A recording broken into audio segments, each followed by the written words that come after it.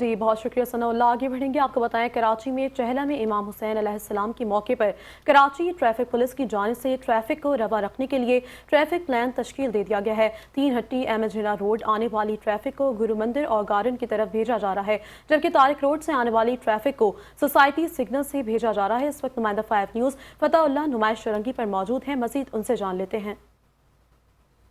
आज हज़रत इमाम हुसैन अलैहिस्सलाम के चहलम के मौके पर जो है ट्रैफिक पुलिस की जानिब से ट्रैफिक का प्लान तश्कील दे दिया गया है।